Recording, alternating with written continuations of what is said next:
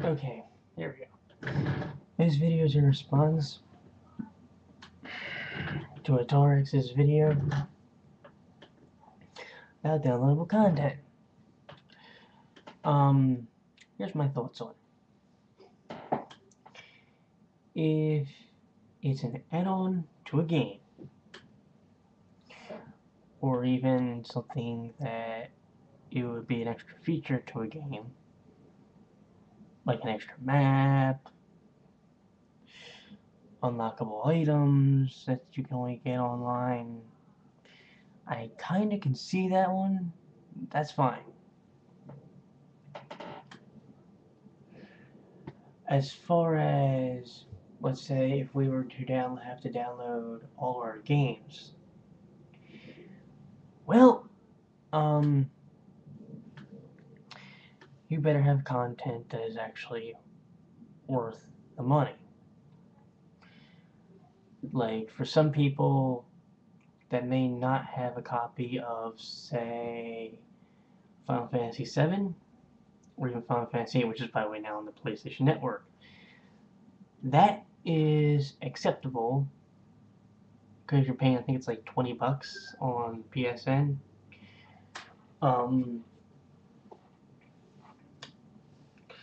So yeah, it,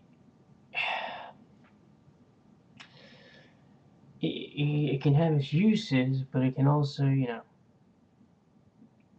be a detriment. Because in some cases, let's say a company is looking for a really big game, a lot of sales from one particular game.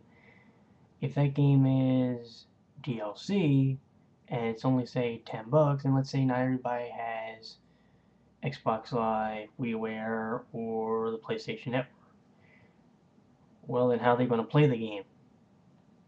You know, it's like, okay, what is it? Marvel vs. Capcom 2, I think it is a really rare game and it costs a lot of money in, shall we say, the retail market. And people are now like, okay, now being able to, I think, buy it on different download servers. So to buy that game, it kind of like, to buy it off there kind of cheapens it, because it's like, okay, here was this really rare game. Oh, wait a minute, now everybody and their dog can play it, so it's not really worth. So yeah, it's kind of like, ugh. Again, that's my opinion.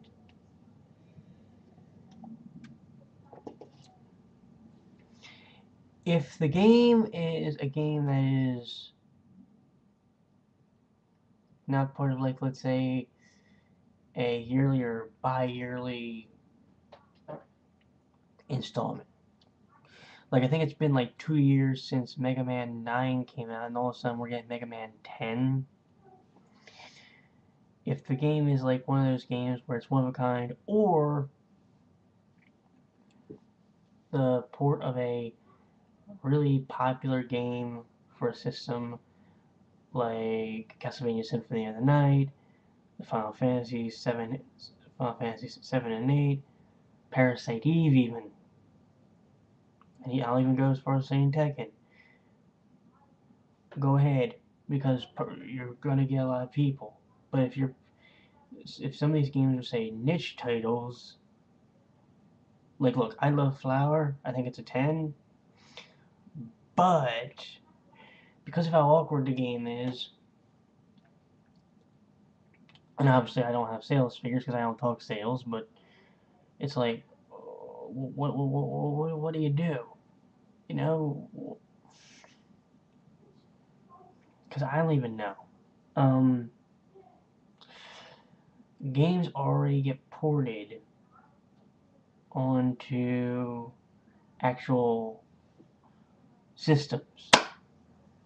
The PlayStation 3, the Nintendo Wii, the PlayStation 2, the Nintendo DS, DSi, PSP.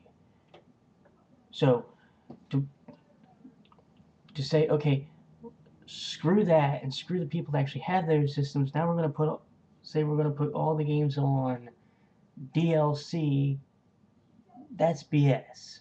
But if it's just say, okay, it's an extension, it's a map pack, it's a multiplayer, it's a game mode that wasn't available in the retail version. That's great. But we also get to the point where um, game companies like Bethesda and I think Sony, who made the Little Big Planet game, I could be wrong, so correct me if I am. Um, they do these Game of the Year things, and that extra content that you would have to pay $30 for is handed to you in the Game of the Year editions.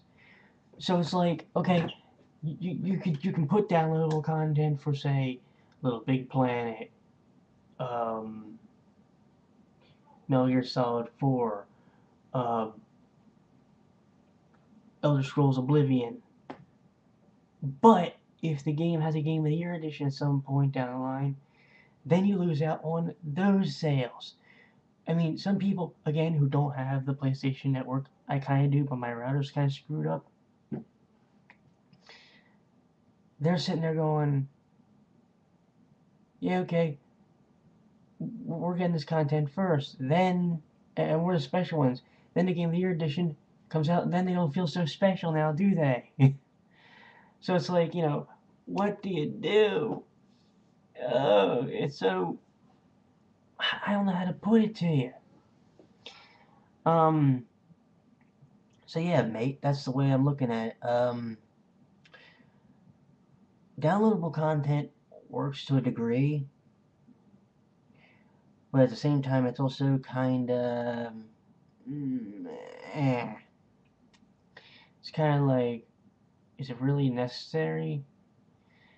Maybe if you know the game will never be. Because even the Xbox Live games, some of them were put on a compilation disc for people that actually couldn't hook up to Xbox Live. You know, Sony might decide at some point, hey, we're going to take some of our best-selling games and put them on a disc for people that aren't hooked up to the PlayStation Network. And they can do that and probably make good money off of it if they wanted to. So that's just my way of looking at it.